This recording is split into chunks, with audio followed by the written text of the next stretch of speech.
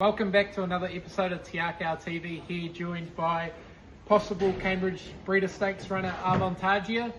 Well, the stable had a really good week last week with 3 winners over the weekend, including the 2-year-old winner in Timeless Beauty at Rapa. Really good effort.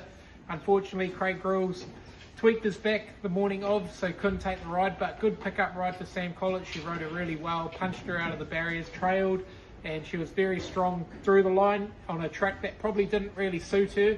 And then the 2 winners there at Ellerslie on Saturday, Thumbelina, a filly that looks to have real potential going forward over those sprint trips. She's been turned out now to get ready for what could be a really big spring for her. And Charm Rose, same again, just come of age, taken a bit of time to mature, but really starting to pick up now, and it was good to get that open handicap win. She heads to the paddock, and some stakes assignments certainly beacon for her there in the spring. So a lot to get through this weekend. We've got a couple of runners there at Otaki on Friday, including one in the Anzac Mile in Zantabulous, and then also we've got runners at both Riccarton and Rapa on Saturday. So starting off at Otaki on Friday, we could have Emma Twigg in either race 1 or 3. We'll just have a look at the fields tomorrow morning at scratching time and assess where she's best placed, but was slightly disappointing there at Tiara last time out, probably on track conditions that didn't suit her.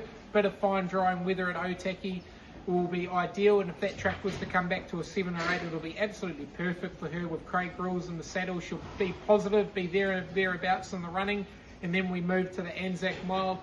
Zantabulous, really good form around her. Lupo Solitario being good enough to come out and win the Easter Handicap. Arguably, she got held up for a couple of strides there at Akau. She should have won that race. So she's got the right form, right rider on board at the right weight. So expect to see her pick up some black type for her owners that have been very patient. Then moving to our southern meeting on Saturday down at Riccarton.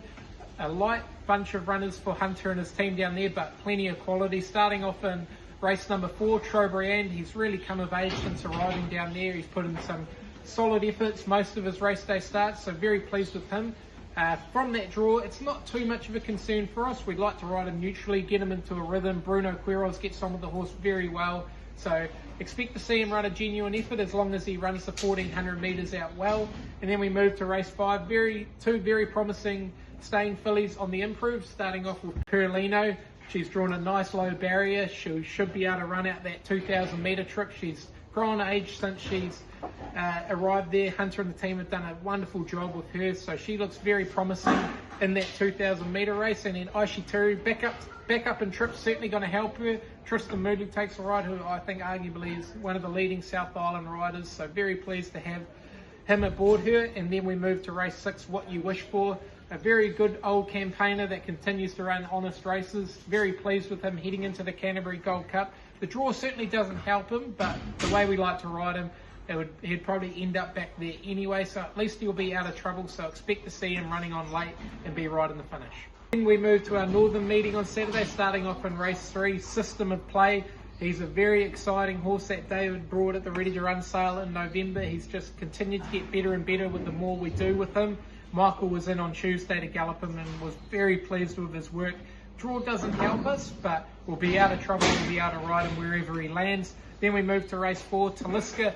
Been a while off the scenes. He's had a few niggling little issues along the way, so expect to see him running on late. There looks to be a bit of speed on, but he'll certainly need the run there on Saturday. Then we move to race 5, the 3 contenders for the Cambridge Breeder Stakes, starting off with King's English. He's a horse that probably didn't appreciate that 2-week turnaround from his good win in that Twilight meeting towards the Almanzor Trophy, but he looks terrific here on Saturday. His pieces of work where he's gone away and done have been excellent. Gets the blinkers on and gets a good strong rider in Jonathan Riddell aboard, which certainly does help. Drops the God, absolutely flying. She's a winning contender for sure. Draw doesn't help her, but if she can jump out well, put herself in the race, she should be right in the thick of it in the finish. And then Otaki, unfortunately, we're still awaiting 3 scratchings. It looks to be very unlikely for her, so she may have to just wait for Ellerslie on Monday, where NZTR have added the 3-year-old race. But wherever she does run, she's going to be very competitive. She tries her hardest all the time. And then we move to race 6, where we have 3 runners accepted there, legally binding. Gets the 4 kilos off his back, he'll roll forward in a really hot field, so it'll be interesting how he does handle himself, but he's got the right form lines heading into it. So expect to see him right there in the finish, and then we've drawn very wide with both Sense of Timing and Brazen Affair, so we'll just see how they do in the next 24 hours and if there are any races added anywhere. But Sense of Timing certainly is going to need the run, and she'll benefit from that first up outing, whereas Brazen Affair, 1200 metres from a wide draw, it'll probably be a bit tough. 1200 metres is at her peak. And then we move to race 7. Kylie Alfarusha continues to run genuine, honest races throughout her whole season.